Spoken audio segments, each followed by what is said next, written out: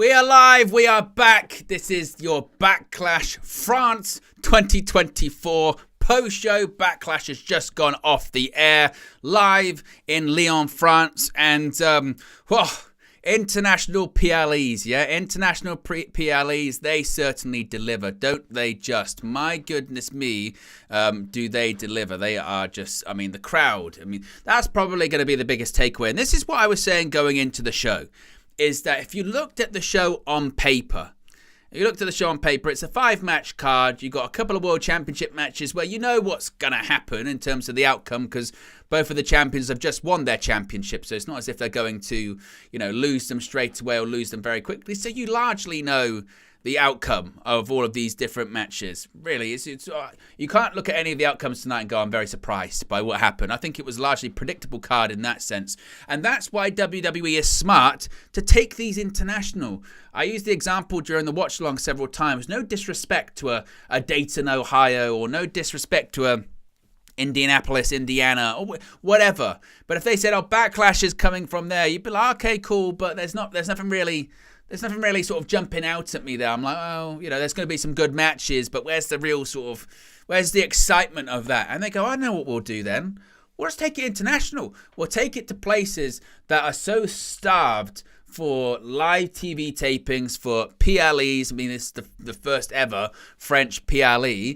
And the crowd is the standout performer of the evening. We've had some fantastic matches, some very exciting matches there. But the biggest standout, the best performer, if I said who was the MVP of that show, I think without a shadow of a doubt, everyone would just go, well, the audience. The audience is the MVP. The crowd is the MVP. Because the crowd, this is when you get into pro wrestling psychology. A good crowd can take a mid-match, an average match, and it can take it to the roof. And that's what it did. That's what it is. Look at, for instance, Hulk Hogan versus The Rock. WrestleMania 18. If you go back and watch that match hold for hold, it's not that much to write home about all that much. What makes that match one of the greatest of all time? What makes that match a spectacle? The crowd inside Skydome in Toronto, Ontario, Canada. That's the difference there. It's the crowd. That's what we got tonight. We got an electric crowd who was into everything. Because we'll go through the matches individually, of course, but a crowd that was into everything. And because they were into everything, it made good matches great. It made average matches good. And it made bad matches okay. Is basically what it did. It was like a little enhancer, isn't it? It's a little times enhancer. It can just make what it can make it better. And that's what it did tonight. And I think just like last year, Backlash was in San Juan, Puerto Rico, and it was a rousing success in terms of the atmosphere, in terms of the crowd. You can let me know in the chat which Backlash crowd, and this is going to be a tough one, which Backlash crowd and which Backlash show do you think was better?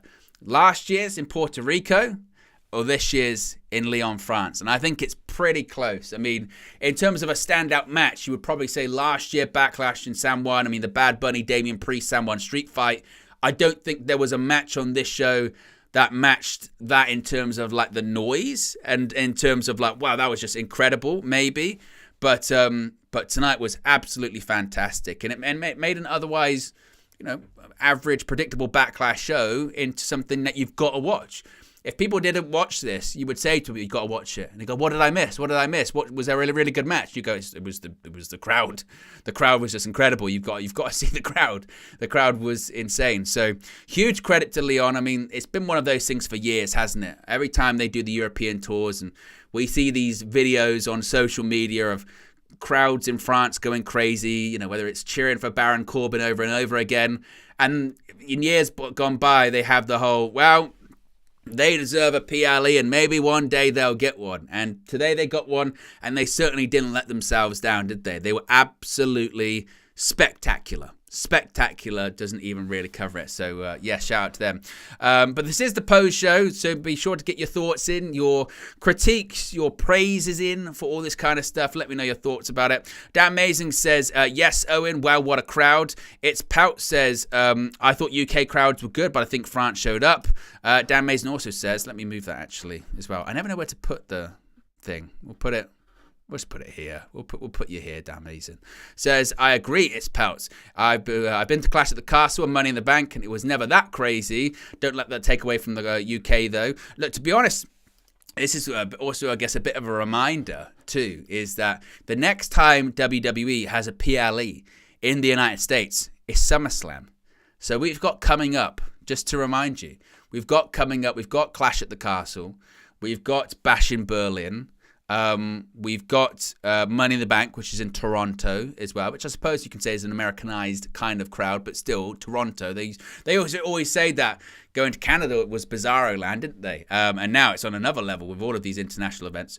So in terms of a show overall, I mean, you would say, and this is where you have to kind of split it up, don't you? Because nothing to write home about in terms of like the match outcomes or anything like that, really. So you wouldn't say like big news from that. I mean, there's some stuff's quite newsworthy, which we'll get to, but it's must see in the sense of you've got to see that crowd. You've got to see some of these entrances. You've got to see just the atmosphere. You've got to see that. And because it was fantastic in that regard too. So let's get into the matches. The show started off with this Bloodline tag team match of Kevin Owens and Randy Orton facing off against Solo Sikoa and Tama Tonga. And I thought the booking of this was genius. I really did. I thought the booking of this was so smart because they saw a crowd, and they saw it last night on SmackDown. They went, okay, here's a crowd that's red hot. Here's a crowd that's excited. They saw last night on SmackDown, particularly with Randy Orton, just how much they love Randy Orton. They sing his song. They've all got voices in their head, apparently. And they said, this crowd's going to be red hot. How do we dial it up even higher? How do we turn it up to another level? How do we make sure that actually we get them that they're loud and they're excited because it's the opening match, but we actually go, let's make them even louder. And they hotshot it. They go, right, instead of like ring the bell, let's do some holds. They were smart because how did they end SmackDown last night? They ended SmackDown with both teams brawling. When you've got both teams brawling, it's then very difficult to be like, oh, right, let's just go straight into having a regular wrestling match and let's do a side headlock. Let's do a chin lock. Let's put a cravat on. Okay, let's work over a limb. Should we work over the knee? You can't really do that. You've kind of set your stall out, which is what they did last night. So the smart thing to do is just continuation. So they continued brawling. Let's just continue brawling. Let's continue fighting. Out come agents, out come producers, security, referees. They can't be separated. Owens even has a go on a couple of the security, and Nick Aldis comes out and just says, carry on. Carry on. Turns it into a street fight. Just goes, right, street fight. And they brawled all over the arena. All over the arena. We had, as you can see right there, picture in picture, two different things going on at different times. They had weapons, they had trash can lids, they had tables, everything you can possibly think of. And I was actually quite surprised for the sort of opening stretch of the match because, you know, Paul Heyman was saying on SmackDown, he was going to Nick Aldis and he was going to Kevin Owens and Randy Orton, being like, you've got to get out of this match. You can't be in this match. And they're like, why? Why should we be getting out of this match? And he was trying to imply, look, you don't understand. Solo Sikoa and Tama Tonga, these are two guys that you don't want to mess with. And I can't control them. They're too dangerous. And you're going to get hurt. They're going to end your careers, blah, blah, blah. And then for like 15 minutes, Kevin Owens and Randy Orton beat the shit out of them. I mean, they really did. They didn't get much offense in for like the first 10, 15 minutes. And I thought, wow, I'm not sure how sort of dominating this Bloodline is looking at this point. And there's an argument to be said, throughout any of it, did they look like super, super dominant? Maybe not. I thought actually Orton and Owens got quite a lot of offense in. And to the point, it looked like Randy Orton had the match won, of course. RKO hits it in the ring. It looks like he's going to get it done. I mean, he hit a couple of RKOs, didn't he? An RKO on Tama Tonga. He hit an RKO on Solo Sikoa on the announce table as well, which you can see right there. Hits the RKO on Solo Sikoa on the announce table. Randy Orton was, I mean, my goodness me, he was absolutely on fire, really on fire. And that was it. Kevin Owens, he hits this sort of, I know, driver, this kind of fisherman's driver onto the steel steps. It looks like he's won. And what happens then?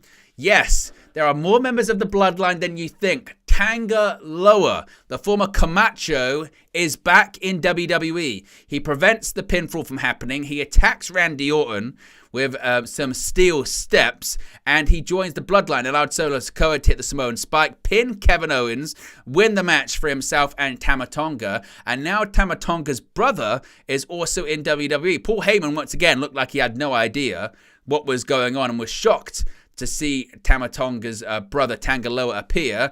But there you can see, right there, Tama Tonga, Solo Sikoa, and Tanga Loa all point the ones to the sky. So it would appear that Tanga Loa has signed with WWE and joined the SmackDown brand and is going to be a part of the Bloodline. And this to me now is starting to make a bit more sense. So we had heard, didn't we? We had heard there's been quite a lot of reporting about this recently. There's been quite a lot of reporting about this that Tanga Loa, well, WWE's been interested in Tama Tonga, they've been interested in Tanga Loa, and they've been interested in Hikuleo. They've been interested in them all. Now, obviously, they've signed Tama Tonga. Probably Tanga Loa got sort of the least amount of sort of reporting about that. I think many people assumed it was going to be Jacob Fatu that was going to be debuting for WWE tonight. That's what many people thought was going to happen. So to see Tanga Loa there was quite surprising. Now, we had heard a couple of weeks ago that Jacob Fatu was set to debut on the night one of the draft on SmackDown. And then it came out that that wasn't going to happen. And many people wondered, okay, well, maybe it's going to be Backlash. Maybe they've saved it for the pay-per-view. Maybe they've done that. Now, I'm speculating here. I don't know this is the actual what's going on. But my feeling is that Tanga Loa's availability has only happened quite recently. And because that's happened quite recently, they then said, well, okay, he can be the next person to join the new version of the Bloodline. Hikuleo's contract, I believe, if it's not up already, it's coming up very, very shortly. He will join WWE. Hikuleo will join WWE. He will join this faction. And you'll have this new version of the Bloodline, which is Solo Sikoa, and then all of Haku's sons. That's what the new version, I think, of the Bloodline will be. So where does that leave Jacob Fatu? That's the interesting question, isn't it? Because if those people join that I think are going to join in Hikuleo, that would be Solo Sikoa, Tama Tonga, Tanga Loa, and Hikuleo. That would be 4 people. I then think the other side of that equation is Roman Reigns when he comes back, Jimmy Uso, Jey Uso, who did come face to face with this new version of the Bloodline tonight, and then possibly their fourth man could be Jacob Fatu, and that's when you get the Bloodline Civil War. You get 4 on 4. You get Solo Sikoa with Haku's children, 4 people, and then you get Roman Reigns, Jey Uso, Jimmy Uso, the OG Bloodline, if you will, with Jacob Fatu, who, again, could sort of flesh that out. And I think that's how you get to this next stage of the Bloodline Civil War. The problem is, I suppose, with that idea, with Jacob Fatu, is when does he come in? Because there are things we don't know, really, at the moment. We don't know when Roman Reigns is coming back. The inclination is maybe not until SummerSlam. That's quite some time. Jimmy Uso is currently injured. We don't know how serious it is. We don't know when he's coming back either. So it only really leaves Jey Uso, who didn't win the World Heavyweight title tonight, which maybe you think there's a reason to that, perhaps. And then you get Jacob Fatu. Does he get involved in that? And is that how they balance things out? Potentially. So I thought this was a fantastic opener. The crowd was absolutely red hot. I thought the finish was good. I thought the violence was there as well. And I just thought it was really, really, really well done. I thought it was really well done. And in fairness, I wasn't a fan of the Bloodline stuff last year. I thought the original Bloodline Civil War with the Jey Uso stuff, the Jimmy Uso stuff, I thought that it started to get quite tiring, and it started to me to stop making sense, particularly once we got to the period of Jimmy Uso turns on Roman Reigns, kind of forces Jey Uso out. Jey Uso then comes out, and then Jimmy Uso then decides to want to go back into the Bloodline, blah, blah, blah. Like that, to me, I was really confused by. I was like, I don't really understand that. I'm not sure. I wasn't a fan of that, but this to me is more interesting. And as far as The Rock, where does The Rock fit in? That's a great question. But it depends what they're building to. I think they're building towards Cody versus The Rock, which lends me to think that he might be removed from all of this. He might be just sort of over here, if that makes sense, whilst the Bloodline stuff happens over here. Or he does both. He feuds with Cody. He then says to all these people, this stuff's got to happen. This stuff's got to happen. This stuff's got to happen where you figure it out, and then maybe they do build towards Cody versus, they build towards Rock versus, maybe they build towards Rock versus Roman at another point, perhaps. But I think that kind of happens over here. But in terms of an opener, it was really well done. Really, really, really well done. So I very much enjoyed that. Absolutely. It was an excellent opener. What else are people saying here in the chat at the moment? Dan Mason says, make sure to keep your eyes out for the WrestleMania announcement. Oh, and yeah, I know. I don't know when exactly that is. They're saying it's in the pre-show of this, of the race, isn't it? And it's going to be WrestleMania related, isn't it? I think it's going to be WrestleMania is going to be in Vegas. I think that's what it's going to be. It's Pout says best opener for a few years, in my opinion. Red Devils 99 says those three versus original Bloodline 3 or more members to join. I think more will join. I think we put it this way: the people that we've seen thus far. That's not just it. There is at the very least, Jacob Fatu's to come. We know that for a fact. And then Hikuleu, I think, is going to be another person that signs. So I think that's the plan for that one. Next up was the Women's Championship as Bayley retains her Women's Championship against Naomi and Tiffany Stratton. And I'm going to be honest, I was a little bit concerned for this one because I suppose you don't really know exactly how the crowd is going to play out. You don't know if, look, they were red hot all through SmackDown last night, but sometimes they say the worst position on the card is to be number 2 or number 3. So I did worry of, this crowd was red hot. They had an opener that went 20 minutes. They had a surprise return / debut. That's really exciting. Are they going to come down for that? And if you didn't watch the show, this is what I'll say. The crowd, they didn't come down once. they didn't come down once throughout the entire show. Throughout the entire show, they never came down. So they didn't have to worry about that at all in this match. And it was a pretty good match. Shortest match on the show, which was a bit surprising, I suppose, considering the tag team match later on, the penultimate tag team match. Shortest match on the show. Bayley gets the victory, and I thought it showcased Tiffany Stratton pretty well. She hits the Alabama slams on both Bayley and Naomi on the outside of the ring, and then the finish is an interesting one because it just comes out of nowhere. Finish comes out of nowhere where after Tiffany Stratton has been sort of incapacitated, Naomi does an Oklahoma roll, and basically Bayley just reverses it and gets the 1-2-3. Now, the reaction to those finishes, to me, is always quite fascinating because some people say that those kind of finishes that come out of nowhere, I didn't like that felt kind of flat and all that. I don't mind them. I don't like my wrestling to be totally predictable. I don't like to sometimes know I'm going into the finish. Sometimes for me, I'm like, I'd rather not know that. I'd rather just, do the Oklahoma roll and boom. Shift it and 1-2-3. So I wasn't against that. As far as a match, I wouldn't say anything to totally write home about by any stretch, but it was a good showcase. And this is just the difficult thing with these shows. This is almost the Backlash problem, isn't it? The Backlash problem is if you've won a championship at WrestleMania 3 weeks ago, you're just not going to you're not going to drop the title, are you? Unless it's, very standout circumstances. There are a couple of occasions where it has happened. I mentioned one on the watch along. I think arguably one of the most famous ones is, Triple H winning the Undisputed Championship at WrestleMania 18, dropped it a month later to Hulk Hogan at Backlash. But it's rare. It is rare. And doesn't happen all the time. And especially nowadays, WWE doesn't like to do short title reigns that only last a few weeks. They like to do the ones that last several months, or they like to, go to big PLEs before they drop the titles or anything like that. So I wasn't surprised by the outcome. And I thought the match was a good showcase. Naomi at the end raises the hand for Bayley. I mean, that's twice that she's faced her for the championship, and Bayley pinned Naomi. So I suppose the Bayley-Tiffany Stratton issue isn't over, and I suppose Tiffany is protected in that regard.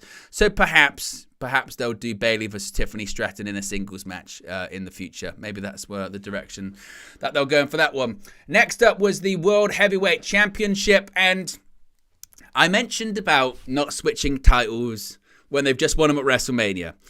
I knew going into this match that Damian Priest most likely was going to retain. I knew that was going to happen, right? Because it would be shocking.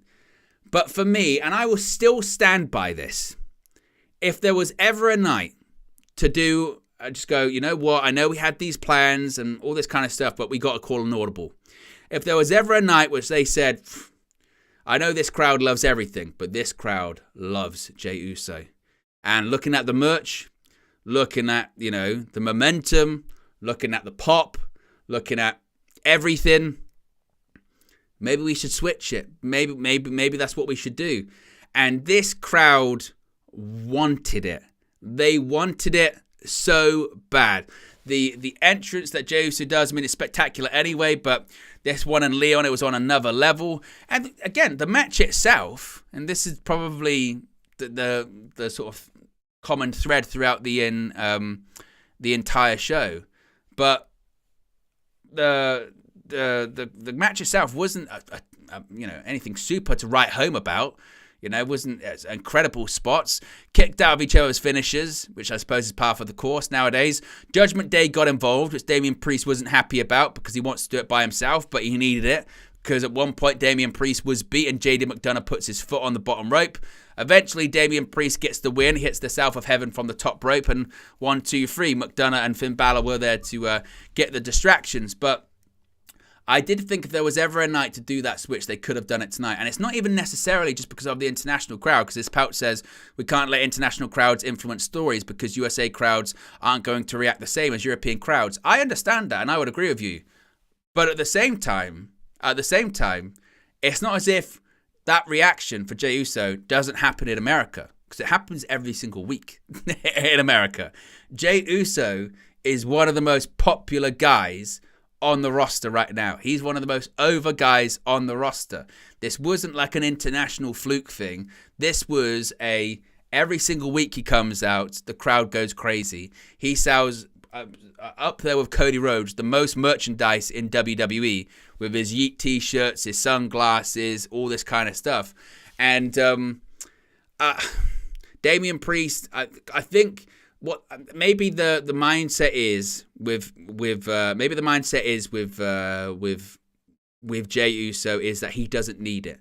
He doesn't need the World Heavyweight Championship, whereas at the moment Damian Priest does. Damian Priest needs it. Damian Priest needs the World Championship. They need to build him up. They need to build him up as a credible top heel. I suppose that's the thing on Raw. How many top heels do they have at the moment? They've got Drew McIntyre, but he's not involved in the World Championship picture at the moment because he's doing King of the Ring, and also he's feuding with Punk. So maybe they do feel that they need that top heel. But at the same time, they need a top babyface on Raw because they don't have Cody Rhodes at the moment. He's on SmackDown. Seth Rollins is injured. CM Punk's injured, and he's doing the thing with Drew anyway.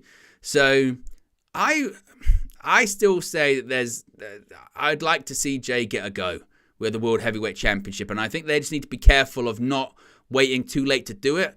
But maybe as we were talking about the Bloodline stuff earlier on, maybe the mindset is that we've got Bloodline stuff we're going to be doing. We're going to need him for the Roman Reigns stuff. We're going to need him for when Jimmy comes back, and we're going to need him for that. That's more important, so we're going to be going to that instead. As far as who's next for Damian Priest, I think that's a fascinating question. I don't know. I have no idea who's going to be next for Damian Priest. Whether or not he defends it at the King and Queen of the Ring Premium Live event, I'm not sure. They might leave it. I mean, Triple H doesn't mind spacing those kind of things out, does he? So that's going to be really interesting. But as far as the next opponent, I think eventually you would think they're probably going to do, they're going to do Gunther versus Damian Priest. And again, maybe that's why they didn't want to switch it then to Jey, because they're like, we're going to switch it in a few months and it's going to be Gunther. We're going to put it on Gunther when we do Bash in Berlin. And that's not even that far away. So that's why we're doing that. We're just, because it's Damian's holding it until we give it to Gunther, which I can kind of get to. I can understand that part of it, is maybe they're just waiting for Gunther to win King of the Ring, and then he'll win the World Heavyweight Championship. He did say in the European tour, didn't he? He said, the next time I'm back in Vienna, I'm going to be the world champion. So maybe that's maybe that's the long-term booking. And next we get into, I think what's probably safely to say, isn't it, the worst match of the show. This was a fascinating one. By the way, this got more time than the Women's Triple Threat match, Women's Championship. This got more time than the World Heavyweight Championship match with Damian Priest and Jey Uso. This match went over 17 minutes with Bianca Belair and Jade Cargill winning the Women's Tag Team Championships. Now, this match was going fine. It must be stressed. This match was going fine. With, Bianca Belair doing a lot of the offense. And then at some point, Jade Cargill gets tagged in. And she got tagged in first, and she did fine. Tagged Bianca back in. Then eventually, she got tagged back in.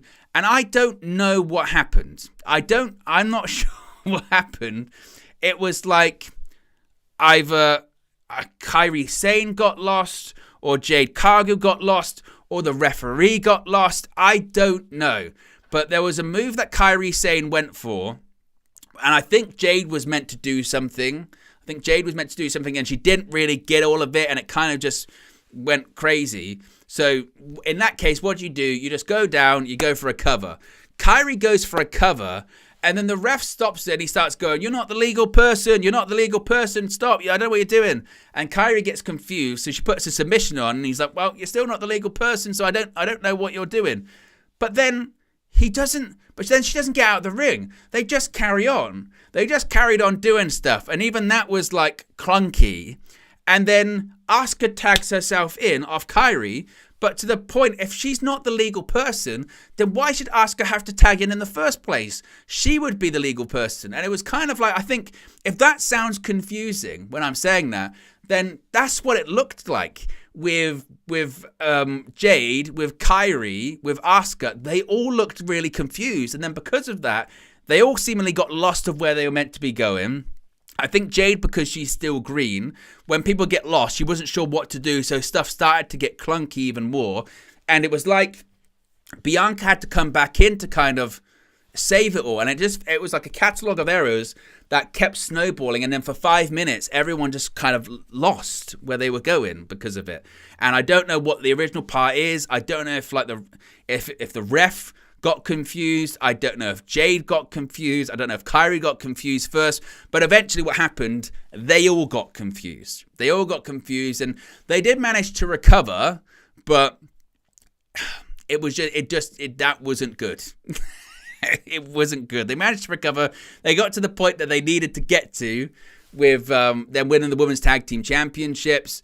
But if they're going to do those more often, which of course they are now, then they'll just sort of say like, in that instance, just everyone take a breath, everyone calm down, because you can see the panic in their body language and their eyes, can't you? They start to panic and they're worried about, okay, what comes next, and then they start rushing because they're going, I'm running out of time. What spot comes next? I'm meant to do this. Okay, what spot comes next? I got to do this. And the right thing to do in that thing is just slow down, grab a hold, as they say, grab a hold, reassess, talk to the referee. Talk to the opponent, where we at, what we're going to do next, where we're supposed to be. And if you go, okay, we're meant to be doing this, and you go, okay, we can skip that, we'll go to this. And that's the problem, where if you lay out everything like that sequentially in the back, when stuff does go wrong, or when stuff, you do get lost, you're then not sure what to do. But with someone that's green, like Jade Cargill, sometimes that's what you have to do, because they don't have the ability yet to call it in the ring and just, okay, we can call an audible, let's just go this, let's just feel it out. Whereas if you're more experienced, of course, that's what you can do. So that's what kind of happened there. I mean, again, not a surprising outcome. I think pairing Jade with Bianca's best for both of them. They've been teasing this Bianca heel turn for a little while now, which eventually I think she will. She'll probably turn on Bayley. Or maybe she'll be Bayley's next opponent. I'm not sure. But eventually we're going to get Bianca versus Jade too. But yeah, it was a bit clunky. They did recover, but it wasn't anything. The finish, by the way, to be fair though, the finish was great. The finish was fantastic from Jade, where she catches Kairi up in sort of an electric chair position, spins her around, catches her, jaded, and then KOD by Bianca and Asuka on top of Kairi, which was a really good finish. That was really well done. So like I said, they did recover. They did recover from it. It was just clunky. Middle part of it was clunky. And then we move on to our main event, which was the least surprising outcome. Cody Rhodes retains the Undisputed WWE Championship in a match that nearly went 30 minutes with AJ Styles. And again, these ones are always difficult, isn't it? Because as the match goes, it was a very good match, as you would expect. Cody Rhodes, AJ Styles, two very good wrestlers, two very capable wrestlers in a environment, in a crowd that absolutely loved them both. I mean, Cody comes out to the ring. They sing his theme song even when the music's not playing. He's that over. AJ Styles, they've got, I don't know what exactly it is, but when they've got this sort of phenomenal song that the French crowd likes to sing, and every time they do it, the camera would be shaking, it would be bouncing, and it was a great atmosphere. Never at any point did you believe that AJ was going to win, because and this is going to be the difficult thing I think they have with this Cody Rhodes championship reign, is how and where do you create the drama? Because we all know what's happening with Cody, particularly with like this match. You don't have Roman Reigns hold the championship over 3 years and do the whole Cody Rhodes finish the story thing, only for him to drop the championship in his first title defense. It's just never going to happen, is it?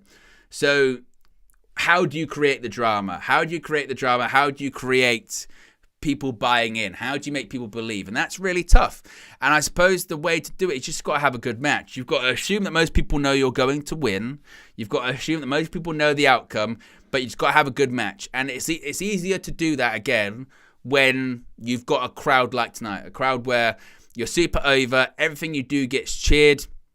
Cody is the face of WWE. He's the ultimate baby face. I was really glad for AJ Styles, because I do feel like he has been lost in the shuffle for the last 12 again, the sort of last sort of 12 months, 18 months, because of course he was meant, that whole thing with he's been on since he returned from injury. What was it, 2023, and he faced Rollins in the final of the World Heavyweight Championship tournament, and then after that, injuries or whatever, and he didn't do anything. He just didn't do all that much. And then he did come back at the end of last year, beginning of this year, was involved in the match at the Rumble for the Undisputed Universal Championship, but took the pin and lost to LA Knight at WrestleMania. And it has just felt like he's not had the sort of spotlight that maybe had associated him with. So this was the perfect spot for him. Give AJ a main event match in front of a fantastic crowd. Make sure that you give Cody Rhodes the best opportunity to succeed. It's the same thing they did when Roman Reigns won the World Heavyweight Championship at WrestleMania 32 in 2016. There was a reason his first two opponents were AJ Styles, because when you're a big babyface, it's important to have great matches. You get over by working. You get over by wrestling great matches. And when you're wrestling AJ Styles, it's very difficult to have a bad match. And that's what they did. He had a fantastic match this evening. AJ, gets pinned after Cody Rhodes hits the crossroads. Like I said, outcome, not surprising. We all know what the outcome is going to be, don't we, with that? But AJ put up a heck of a fight, and Cody Rhodes wins. Let me just double check, see if there's been any update on the announcement for WrestleMania. I don't think there has or anything just yet. I think that's all good. Triple H apparently has said he wants to talk to the Mayor of London regarding bringing WrestleMania to London, because of course Khan won a historic third term as London Mayor, first to do that as well. And As far as do I think WrestleMania will come to London? Look, if they were going to do it, you'd have to do it Wembley Stadium, wouldn't you? Wembley Stadium in April, which is just around this time of year. You're probably fine as long as you don't get close to FA Cup semi-finals time. So you're probably fine in that regard. You have to be careful with the weather because the weather in April in the UK, temperamental to say the least. And Wembley, does it have a partial roof, I think. Wembley Stadium roof.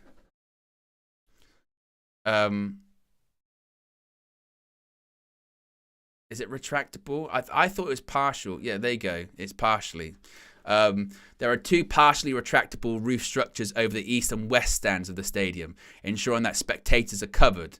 Wembley Stadium does not move the sliding roof while spectators are in the stadium, which means those on the pitch will be open to the English elements come rain or shine. So again, that's the problem they do face, is that it's got a partially retractable roof that they would probably do before the show. It covers the stands. It doesn't cover the pitch.